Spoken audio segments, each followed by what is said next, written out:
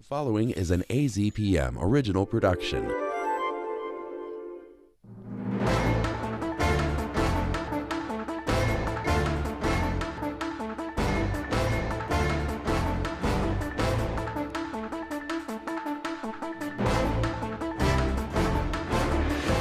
Hello and welcome to this latest edition of the Press Room from the radio studios of AZPM in Tucson. I'm your host, Steve Goldstein. Coming up later on in the program, we'll do a review, yes, in only about 10 minutes, of all the things we saw on Election Day and put it in some historical perspective. But first, not many of the numerous ballot measures in Arizona passed in November, but one did pass with flying colors. That was the Arizona for Abortion Access, Prop 139, which passed by about 20 points. And for the next 10 minutes or so, I'm joined by Chris Love, attorney, and the person I would call the lead on Prop 139. Chris, thanks for joining us on the Press Room. Oh, thank you for having me so much, Steve. So you've been asked this question a lot, but I do want to ask you, what made such a massive difference? I know you ran a great campaign, but the fact that this measure won by so much, and you had all sorts of different camps in favor of the measure. Was it the sentiment? Was it the reality of the measure? Was it the campaign? All of it together? I would say all of the above, actually. And before we engaged in this process of putting together a campaign, we had seen it be very successful in other states, and we knew that abortion was a popular issue. The only thing that we knew that we needed to do a little bit differently in Arizona is make sure that we were talking to the full spectrum of voters that we have here, and that includes Republicans, Independents, and Democrats. And so I think we were largely successful because we created a messaging that spoke across that political spectrum. We talked about the ability to make personal and private health care decisions about abortion, and that being a freedom issue. And I think that was really the thing that made the difference for us. You made a big point, certainly on social media, of making sure that people actually use the word abortion as opposed to reproductive rights or health care. Why did you think it was so important to remind people of, at the core of this issue is that word abortion? Right. So I think number one, our measure was solely about abortion. So it was the most accurate thing that we could say, right? I think that some other states and other state measures talked about a full spectrum of reproductive health care, but we were really focused in on abortion. And in order to get people comfortable with actually exploring the idea of voting for our ballot initiative, one of the things that we wanted to do is make sure that we destigmatize the word itself. Abortion is simply healthcare, and we should be able to say it. And so that's why we actually put it in the title, the Arizona Abortion Access Act. So even if you didn't want to say it, we were forcing you to do so when you talked about our initiative.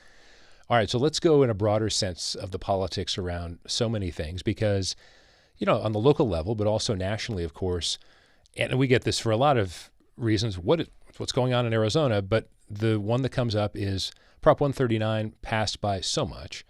We're going to again have a Democratic U.S. Senator, Ruben Gallego, and yet Donald Trump, the president-elect, also won Arizona pretty handily. So is this schizophrenic? Does it make sense to you that people would have voted this way? Well, I think that, Arizona voters are a little different. And so, the whole ballot splitting thing wasn't necessarily surprising, right? But our job was to make sure that we were turning people out to vote for our initiative.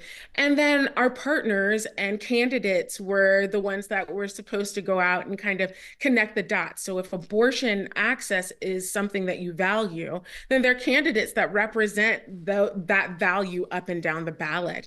And so I think that what happened was simply that, voters didn't connect those two things in the way that we had anticipated or hoped that they would. But I think that that's a learning lesson, especially for, candidates who really wanted to be associated with abortion, making sure that they're talking about it in ways that are authentic and that speak across the political spectrum and speak directly to where Arizona voters are. And so I think we were very successful at doing that. And I think that there's more work to do on that side in future cycles. Without casting aspersions, were there certain times you were frustrated with candidates thinking, if you come across this message the way that we are doing it, maybe you'd be more successful, and maybe some people were, I'm going to say, trying to toe the line, play both sides, whatever it is, like not be as aggressive, not being as forthcoming? I mean, yes, personally, I saw that a lot. And we gave you the tools, right? We were a successful campaign. We pulled really well from the beginning to the end, right? So we had the secret sauce of, how to talk to voters and Arizona voters in particular about abortion rights. And, saw a lot of candidates that were afraid to even say the word abortion. They would say reproductive freedom. They would say everything around abortion.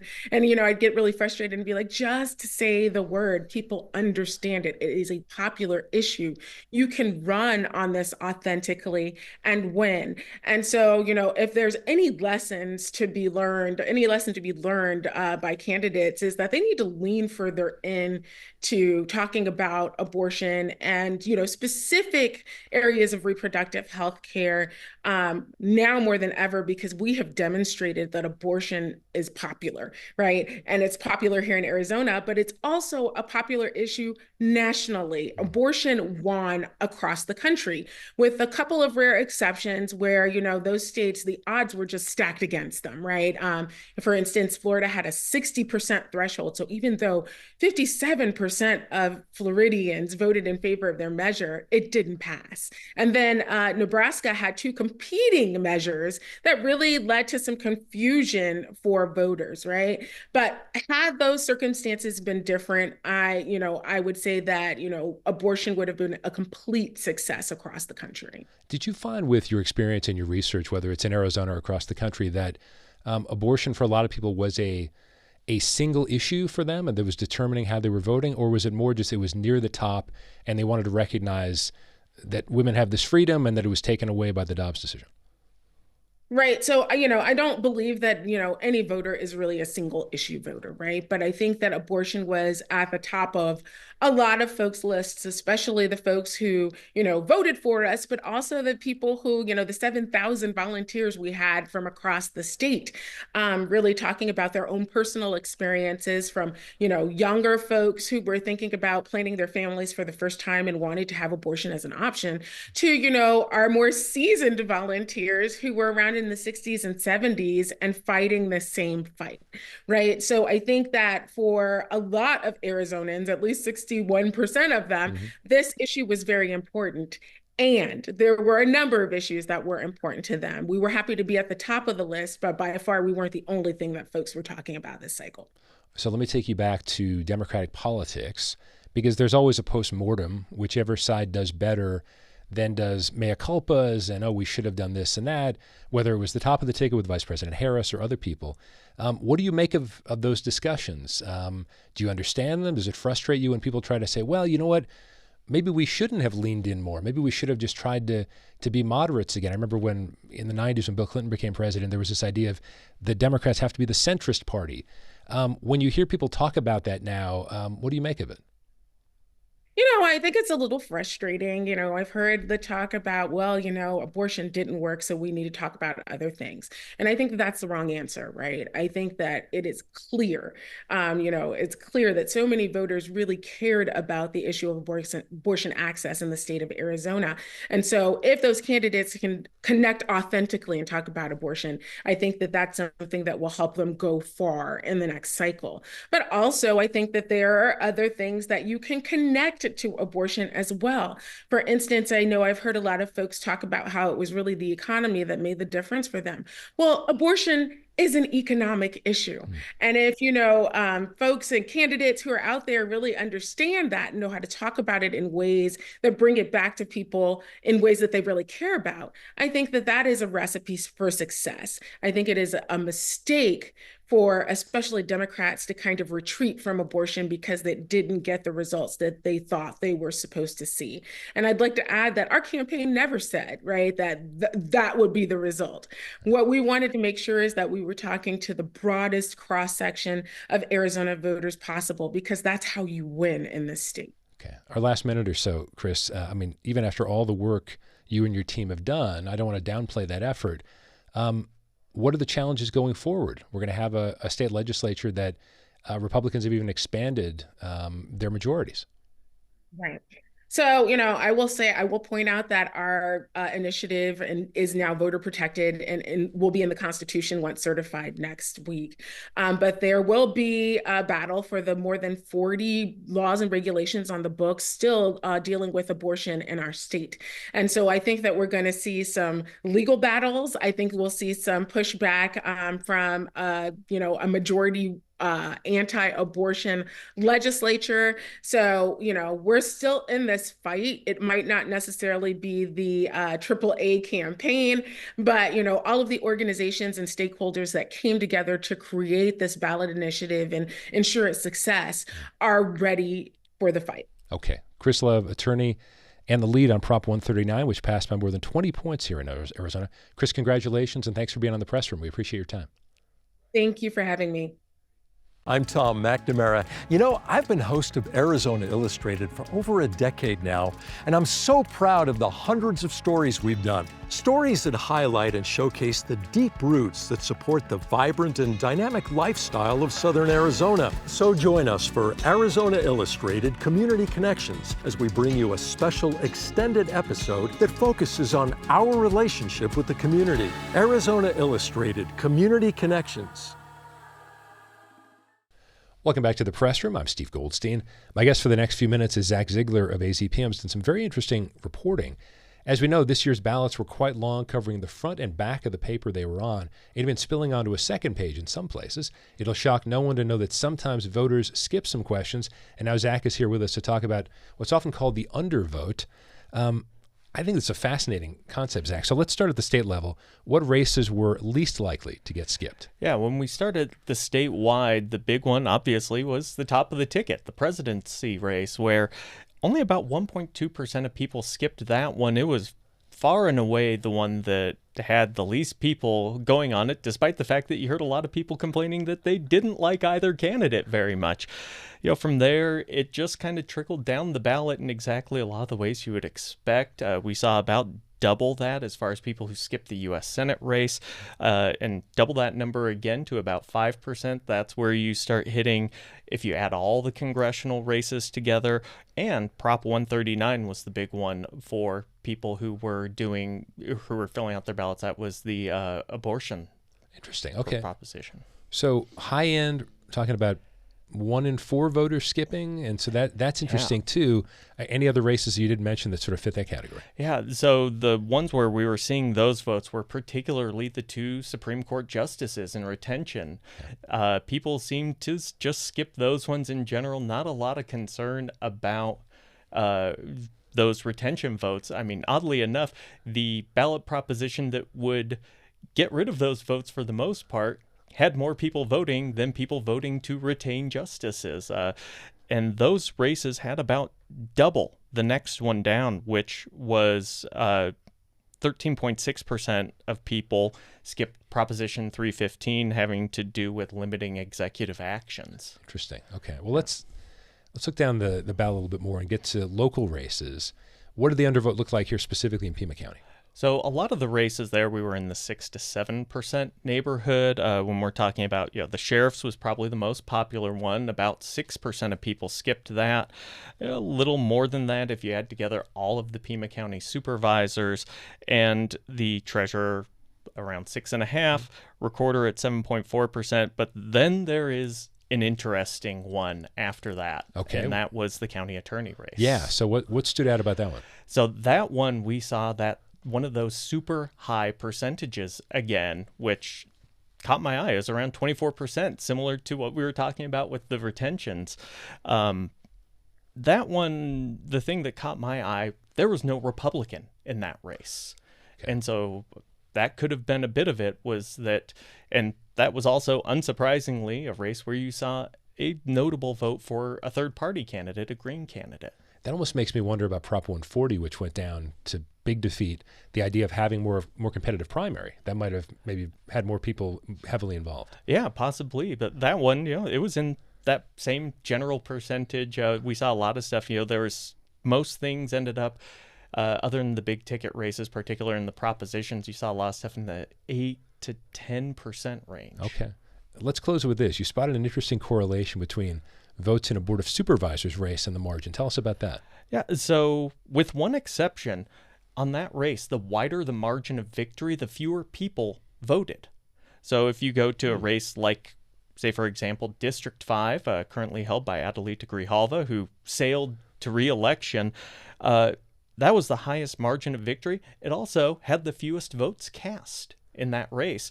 Whereas we go to the ones that were really competitive races, District 4, where Steve Christie won re-election, District 1, Rex Scott, those ones were notably tighter. They did flip on that one. The tightest margin was Steve Christie, but he had the second highest turnout. Yeah. And Rex Scott had high turnout, but the closer margin of error. Makes me think voters really were looking for races where they could really make a difference, each one of their votes. Yeah, and maybe it's an instance. I mean, I know personally, I'll sometimes come to a race and there's one person and I'm like, why do I waste the 2 seconds it's going to take me to fill out that bubble? Like, I guess maybe my life is that time crunched.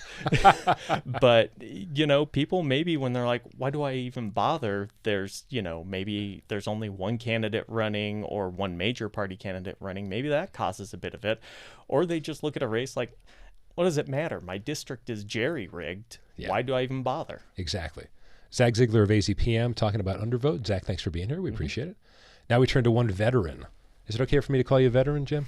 It's feeling a little creaky, but okay. Yeah, go right ahead. Jim Nintzel of the Tucson Sentinel for more of an overview. So, Jim, one of the things that is really a dynamic here is that Pima County remains very Democratic in a cycle where Republicans did exceedingly well in Arizona and across the country.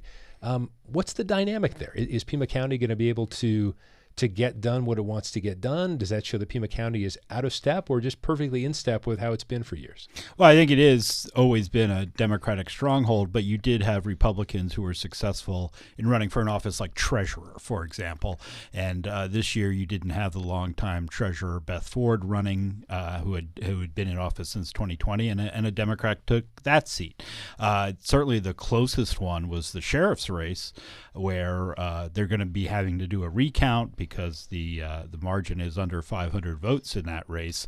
And I think that was a situation where the sheriff, Chris Nanos, really hurt himself by accusing his opponent of colluding with a journalist and paying for a story when in reality the journalist had reimbursed an inmate for the cost of a phone call, which is not colluding with a source. It's actually just, the phone calls are not cheap in jail. That's a whole racket in and of itself, and we could talk about that another time. But it was certainly something that I think turned a lot of people against Chris Nanos, and that explains how tight that race was. Yeah, it seemed like that was a lot of self-inflicted wounds there by the sheriff, and late in the game. It was, because you saw with the early votes, he came out ahead 25,000 votes, and those were the votes that were counted before people started casting votes on election day. These were the ones that had arrived in the mail and they'd had time to calculate them. Huge lead, 25,000 votes, and then by the time they were counting the votes a couple of days before they finished, he was down to less than 100. So you really did see that race tighten from people who were making their decisions after he had made his move to basically suspend his opponent. Slight bit of sarcasm, but thanks for saying hugely and not bigly. I was afraid you might jump in there. How about the supervisors races? It's going to be 4 Democrats, 1 Republican. For a short time, looked like there would be potentially 5 Democrats. How powerful are the supervisors and just the makeup of these folks, especially if Sheriff Nanos does hold on after the recount? What's the dynamic you're seeing there? I think it's pretty much going to continue the way it has. You've had one. You really had more of a shift, I think, in 2000 when the makeup of the board changed, and you had Rex Scott come in, you had Matt Hines come in, and they teamed up with Adelita Grijalva. Yeah, in 2020, and you saw them do things like, we're going to create a new program to provide scholarships for kids who go to school. Those were the big changes that we saw with a shift of the personalities on the board. I think you'll see more of that continuing. Jen Allen, who is replacing Sharon Bronson on the board. Sharon Brosnan resigned, and you had Sylvia Lee in there for a little while, but she didn't run, and so Jen Allen's in there now. And Jen is very passionate about the climate change. So I think you'll see more efforts at developing sustainability strategies and ways that the county can cope with increased heat that we certainly anticipate seeing.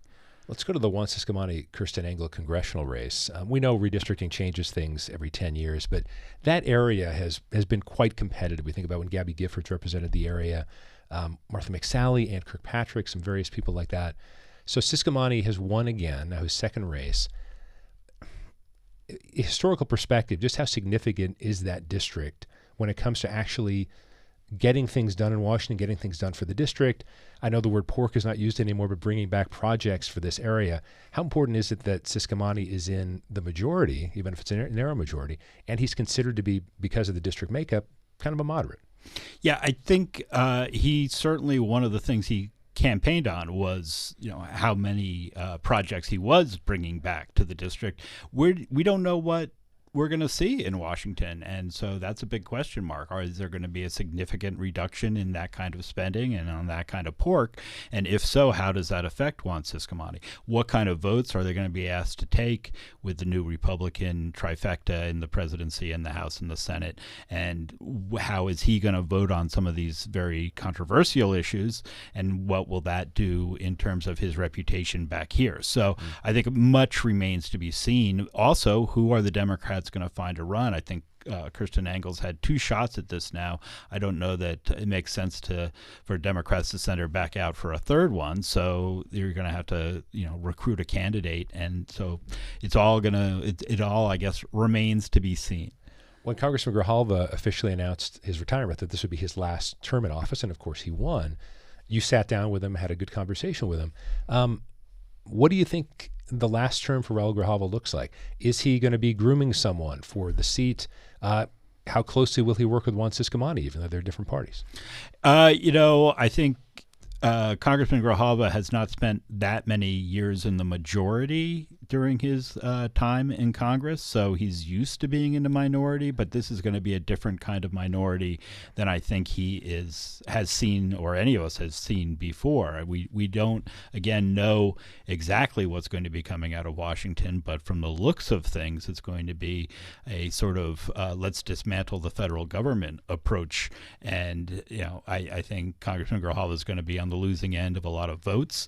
The person I keep hearing the name of in terms of and I'm sure there will be a competitive race to replace him and probably starting up in about another 3 months or something like that. That's soon. But I do think Mayor Regina Romero's name is dropped a lot. She is married to Congressman Grijalva's chief of staff. She's popular within the city of Tucson, and she can probably do the fundraising that's necessary. She's been going back to Washington a lot through the Biden administration, and bringing back a lot of pork to Tucson. So it's probably hers if she wants it, but that will of course set up someone else in the mayor's office here in Tucson if that's the way things go. So for a race like that, where the district is so democratically drawn, it's very favorable.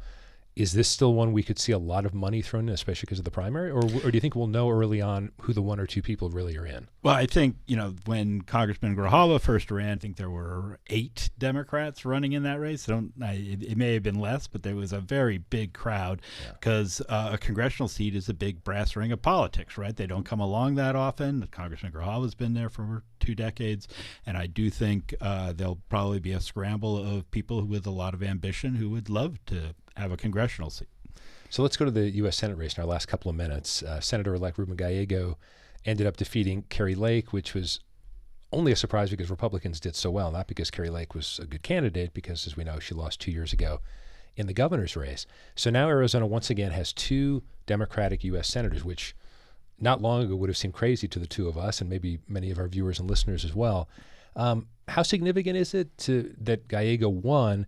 And also, this is the same dynamic that Kyrsten Sinema had with Mark Kelly to some extent, but having someone in the state of Maricopa or Maricopa County, and then also having someone who's from southern Arizona as well. Is that an important dynamic to have Gallego from Maricopa County, Kelly from Southern Arizona. I don't know if that's going to make a huge difference, although Mark Kelly obviously is more connected to Southern Arizona than our previous senators have been since Dennis DeConcini left. But I do think, again, they're going to be in the minority, and neither one has to worry about a re-election immediately. We've been through a lot of Senate races because of the death of John McCain. We've had him every 2 years here for a while, and I don't think we're going to have one again for another 4 years. We don't, again, know what's going to happen with what goes out of Washington, and I think national mood can change pretty dramatically if you make a lot of changes, and we'll see what the results of what the Republican administration is. So less than a minute, Jim. I'll hold you to about 30 to 40 seconds. Could be local, could be national. What was the thing that really stood out to you about Election Day this year? I think the fact that the Democrats were able to win a seat in District 17, which is a heavily Republican district, 10-point advantage for and they were Republicans. hoping to get more than one, right? They were hoping to get the Senate seat and the House seat. They got the House seat. Sadly, the candidate who ran for Senate was killed in a car accident a week after the election, which was just a terrible turn of events. But I think that that it shows that both Justine Wadsack and Cory McGarr, who were the Republicans representing that area, Justine lost a primary, and Cory lost the general. So I think it shows that kind of thing does not go well in Southern Arizona. Jim Nintzel, Tucson Sentinel, thanks as always for joining us on The Press Room. The pleasure. And thank all of you for listening and watching The Press Room. We'll have another edition coming up next week. I'm Steve Goldstein.